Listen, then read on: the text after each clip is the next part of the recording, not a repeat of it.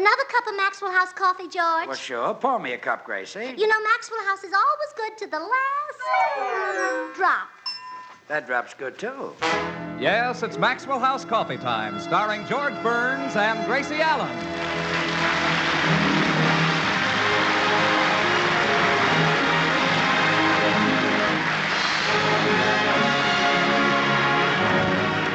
With yours truly, Bill Goodwin. The music of Meredith Willson and his orchestra, our happy postman, Mel Blanc, and Robert Bentz. For your Thursday night comedy enjoyment, it's George and Gracie. And for your everyday coffee drinking enjoyment, it's Maxwell House, the coffee that's always good to the last drop.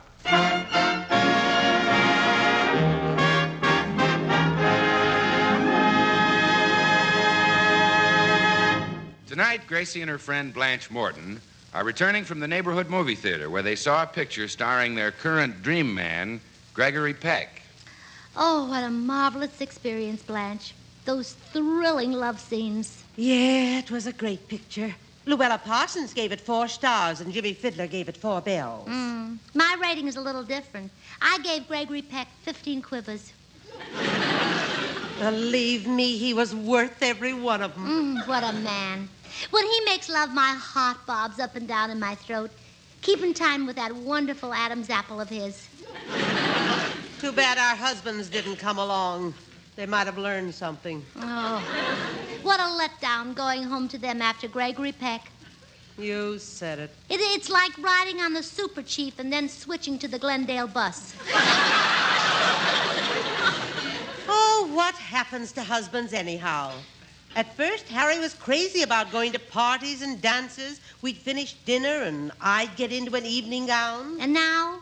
We finish dinner and he gets into a nightshirt. Well, that's the way it goes. At first, when George and I went to parties, he was terribly jealous. If another man even looked at me, he wanted to kill him.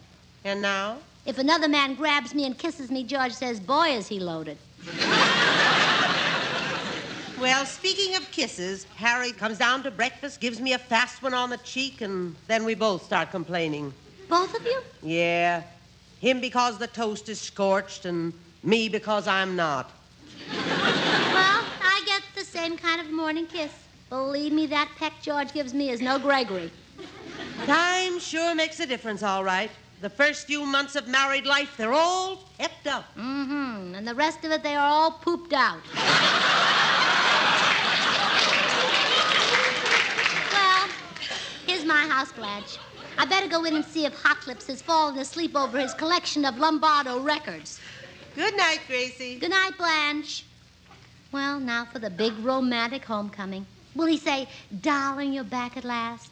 Will he tell me how much he's missed me? Not him. He won't even know I've been out. Hello, George. Darling, you're back at last. Yeah, huh? Gee, how I've missed you. How I've needed you. Oh, George. I've longed for the touch of your hand. You have? Yeah, scratch my back, will you? There's one spot there I can't get. Oh, George. Wouldn't you like me to put my arms around you? Yeah, then you can scratch with both hands. I don't want to scratch your back. Oh, I wish Gregory Peck was here. I'd just as soon have you scratch it. Oh, all right, I'll scratch your back. There. Thanks. Now put your arms around me. Your back itches too, huh? Oh, George, you need a few lessons on how to treat a wife. Wives want romance. Wives want... Come in. Good evening, all. Oh, hello, all. I saw your light on, and I made bold to drop in. Well, I'm glad you did, Meredith. You made bold to drop in. You're just in time to learn how to treat your wife after you're married. You do intend to take a wife, don't you? Oh, yes, indeed. I'm very fond of little ones. Oh, how sweet. Of course, I'll take a big one if she'll have me. Don't waste your time advising Meredith, Gracie. I doubt if he'll ever get married. Not true, George. It was just a year ago this time that I almost married a lady trap drummer, Boom Boom Latour. Boom Boom Latour, a lady trap drummer. She was magnificent. If you closed your eyes, you couldn't tell her from Gene Krupa. But when you opened them, there was a delightful difference. And you almost married her, Meredith? Yes, Gracie, our romance blossomed quickly. At night after work, I'd take her home. She'd turn the lights down low, snuggle next to me on the sofa, and play Love Sends a Little Gift of Roses on the drums. What a picture. Well, naturally, I could not long resist such romantic persuasion, and one night, just as she reached the 14th measure of the second chorus, I asked Boom Boom to be my bride. And she said yes? Without missing a beat. In a perfect frenzy of ecstasy, I seized my flute and began to accompany her. We raced madly through Semper Fidelis, under the double eagle, and we were just going into the Stars and Stripes forever when a terrible doubt began to creep into my mind. A doubt. If I was going to be this lady's husband, there was something I had a right to know. So I asked her, and her answer made my blood run cold. What was it, Meredith? Boom Boom was not a union musician.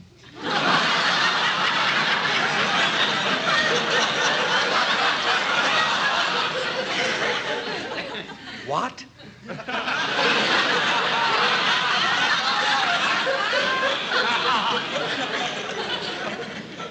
Well, I knelt quickly and, facing Chicago, asked Petrillo to forgive me. Then I fled, and I have not seen the lady since. Well, that just shows you the power of organizing. What a shame we neglected housewives aren't organized, like you musicians. Then we could force our husbands to be more romantic and more... And Meredith. What? That's it. We'll get together. We'll form the Housewives Association. But I'm not a housewife. No, not you. You're not either. Forget it. Oh, no. This is the idea of the century. When we housewives organize, you husbands will have to stop pushing us around. Gracie. You'll find out what fighters we women are. Just like Jack Dempsey found out when a woman whipped him. A woman whipped Jack Dempsey? Sure, Jean Tunney. Oh, yes. Pretty girl, Jean Tunney, eh? Yeah, she was beautiful in her new picture, The Razor's Edge. Jean Tunney, yes, sort of a dark girl. Gracie, there'll be no Housewives Association. Oh, yes, there will, and I'll be the boss. And then I just dare some unromantic husband to snore or stick his cold feet in his wife's back. I suppose you'll call a strike. Oh, you bet. I'll pull every wife out of bed between here and Boston. I see trouble.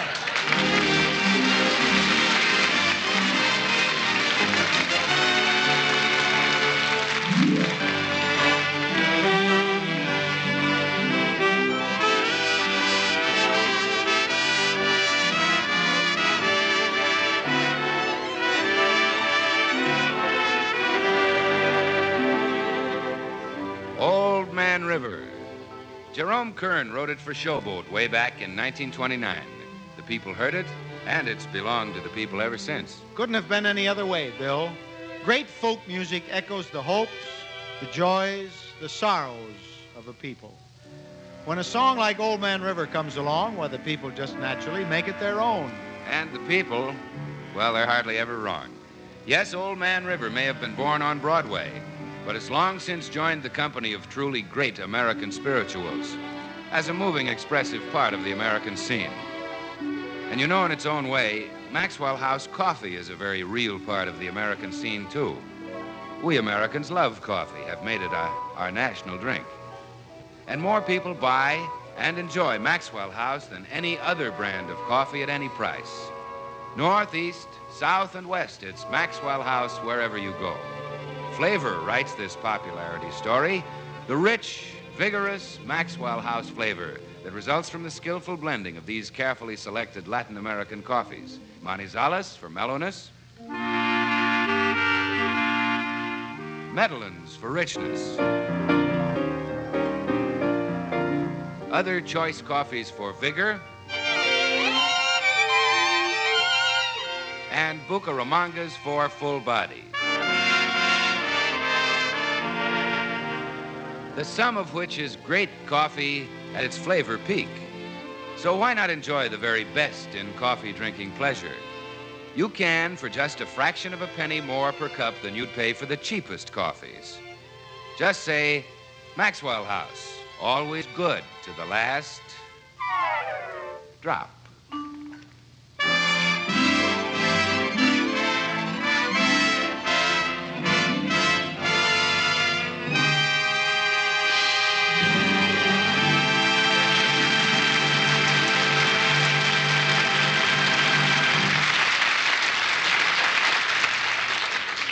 Good morning, Gracie. How about some breakfast? Not right now, George. I'm busy drawing up the contract all you husbands will have to sign with the Housewives Association. I told you last night to forget that crazy idea. We husbands are not going to sign. Oh, then we wives will go on strike. And I'd like to see the government take that over. If I don't sign the contract, you'll strike, huh? I'll picket you from morning till night, and believe me, you'll be worn out. I'll be worn out? Well, surely you'll be gentleman enough to carry my sign. Let's see that contract. Here. It tells the rules you husbands have to abide by. And you'll find it all very legal. Go ahead, read it. Know this, all men, by these presents. Flowers, candy. What is this? No, you read it wrong, George. It goes like this. Know this, all men. Buy these presents. Flowers, candy. I see. Now I get it. Looks like the husband will get the short end of this contract. Oh, no. You'll find it completely fair and unbiased. Read on. Okay. This contract entered into between the wife, hereinafter referred to as the angel, Me. and the husband, hereinafter referred to as the beast. You. Yes, very fair and unbiased. Thank you. Nice. Thank you. Yes. Now forget this nonsense and bring me my breakfast. I refer you to paragraph 2 of our contract, which reads, before breakfast, each husband must give his wife a kiss. If it's a first-rate kiss, she brings him bacon, eggs, and coffee. I see. If it's a second-rate kiss, she brings him eggs and coffee, and so on. Okay, here's a kiss. Well? Help yourself to a glass of water.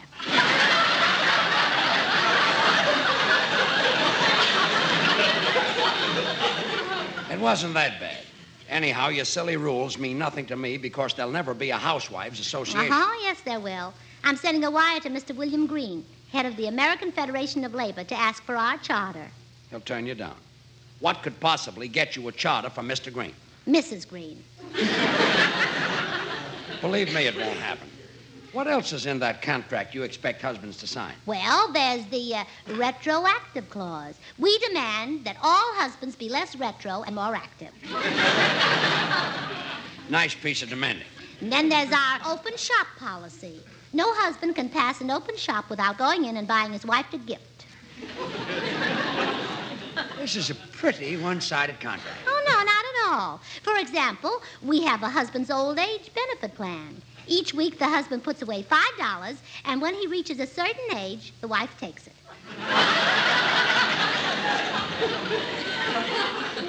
The wife takes it? Yes, we benefit by your old age. Old age benefit. And if we husbands don't like all these things, we've got no comeback. Oh, sure. If you think you're being mistreated, you can make a complaint to our jury of 5 impartial women. It would be a nice change from appearing on the radio. A change from radio? Yeah. The jury would laugh at you. I thought so. And if we husbands don't like it, you'll strike. You bet we will. And if we housewives walk out, the Screen Actors Guild will walk out with us. Clark Gable, Robert Taylor, Jerome Power, Gregory Peck. Why pick the Screen Actors Guild?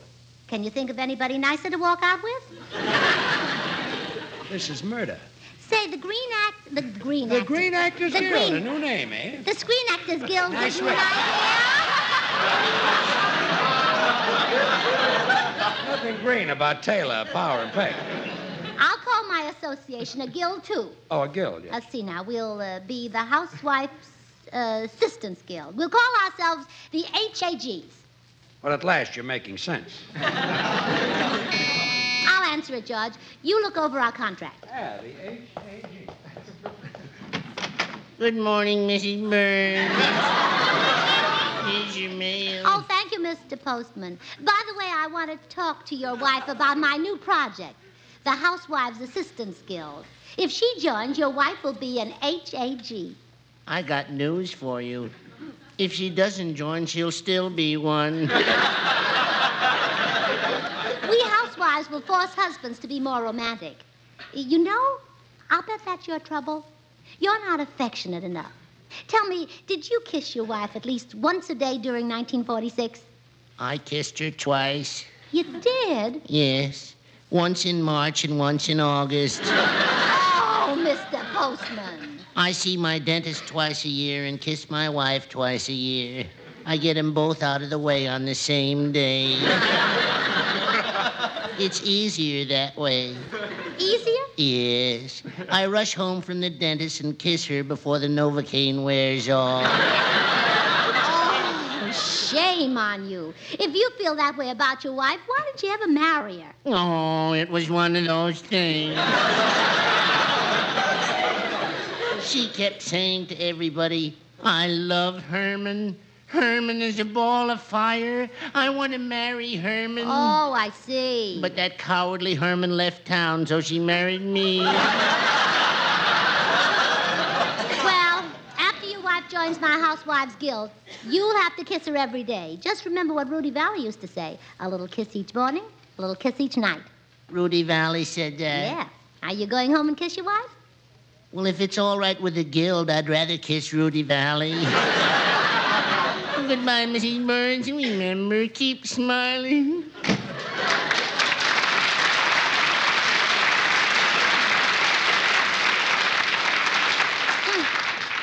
These husbands don't seem to take my guilt seriously.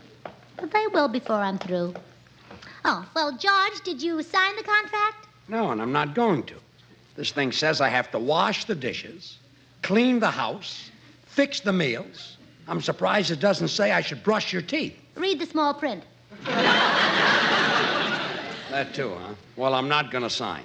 According to this, the husband does everything and the wife nothing. Not true. I'll admit I've given some of the wife's jobs to the husband, but the wife still has plenty to do. When a baby arrives, the wife paces the floor of the hospital. Wait a minute, just a minute. The wife paces the floor? Yes. And the husband? That's one of the jobs I gave him.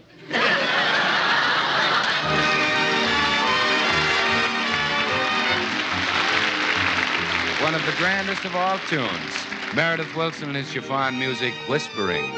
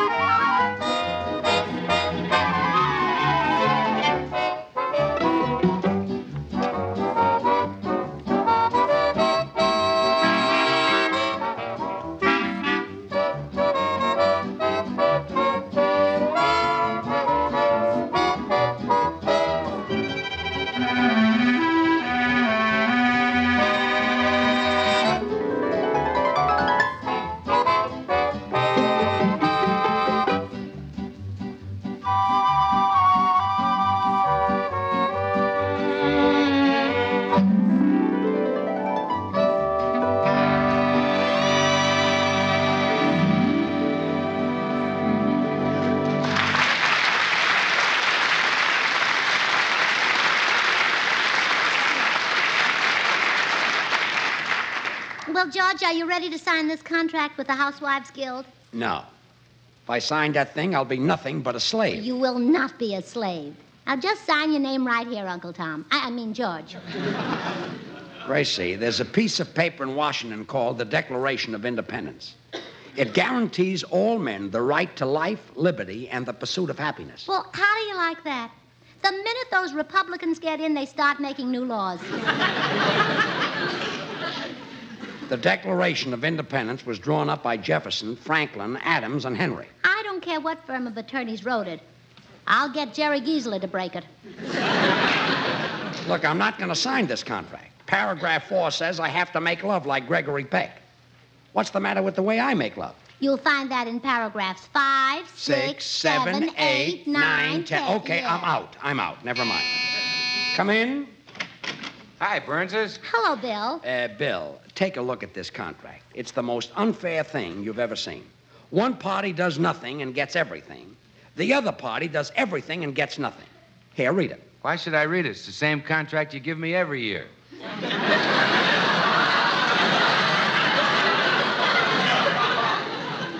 Funny, man, this is not your contract. No, this is George's contract with the Housewives Guild. Oh, well, what's it all about? Well, if he signs, he'll have to become as great a lover as Gregory Peck. It's in his contract. It may not, it may be in his contract. It's not in his constitution. Look, Joe Frisco.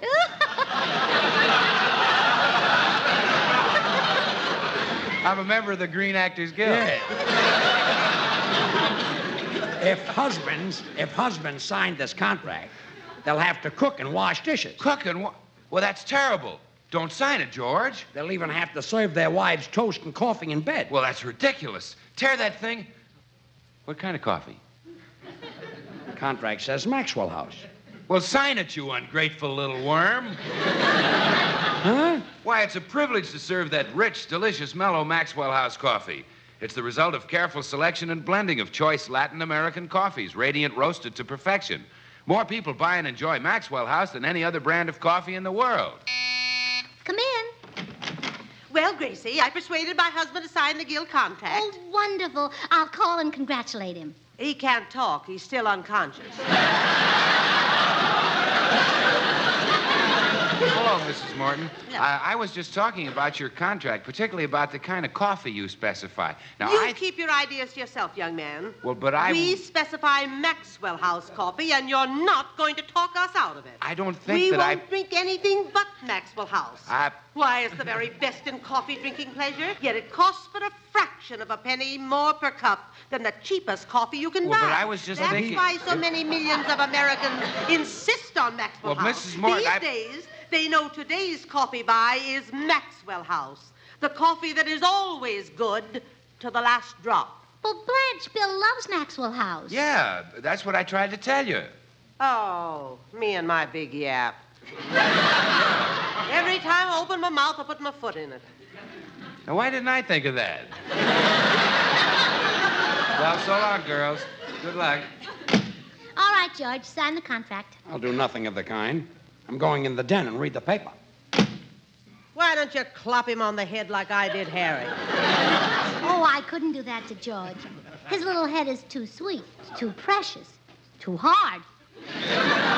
But we've got to get his signature on that contract. Say, what if he thought he was signing his autograph? That's a good idea. Well, sure. All we have to do is find a George Burns fan. Well, that louses that up. Well, for your information, Blanche Morton, George Burns has fans from California to New York. Really? Yes, I'm in California and his mother's in New York. And since I'm the closest, I'll go in and get his autograph. George, Yes? you're awfully funny on the radio. Everybody says so. Yes. Much funnier than those comedians who use a dialect to get laughs, like H.V. Kaltenborn. Thanks. You get laughs because the jokes you tell are so clever. Tell me one now, dear. Okay. A fellow said to his friend, how about having lunch with me? Oh, that's marvelous.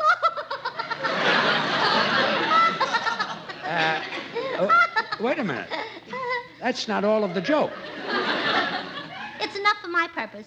Huh? You're the funniest comedian in the world, George. May I have your autograph? You want my autograph? Yes, right here on this dotted line. Oh, so that's what you're up to. Trying to get my signature on that silly contract. Well, it didn't work. Now get out of here. Yes, dear.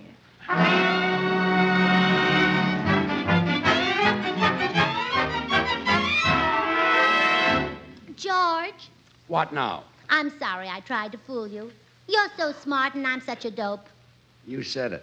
I always have to come to you when there's something I don't know. Would you answer a couple of questions for me? Sure. What was President Washington's first name? George. Oh, I love the way you snap those answers out. Now, what was the last name of that famous Scotch poet, Robert, Burns. Oh, of course. George and Burns. In case I forget them again, would you write them down on this dotted line?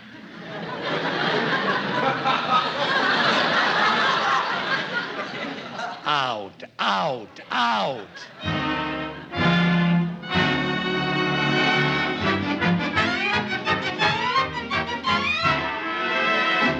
Judge, do you think people should feed razor blades to elephants? Feed razor blades to elephants? Of course not. Good. I'm getting up a petition against it. Sign right here on the dotted line.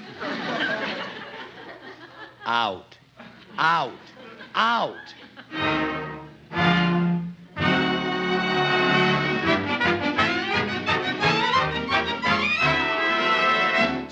George! What's wrong? The house is on fire. No. Yes. Quick, here's an application for insurance. Sign on the dotted line. Out, out, out.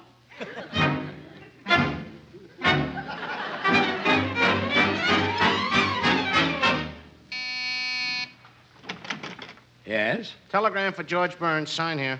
Okay. There you are. I wonder who the telegram's from, Gracie. It's from me. From you? Yeah, read it. Dear George, that paper you just signed was the Housewife's Guild contract. Happy New Year, Uncle Tom. Signed, Gracie. So you hired this messenger boy to trick me, huh? Why, you... Don't call me names or I'll have you thrown out of my house. Your house? This is my house. Oh, really, Judge? You should read a contract before you sign it. Oh, no. This is NBC, the National Broadcasting Company.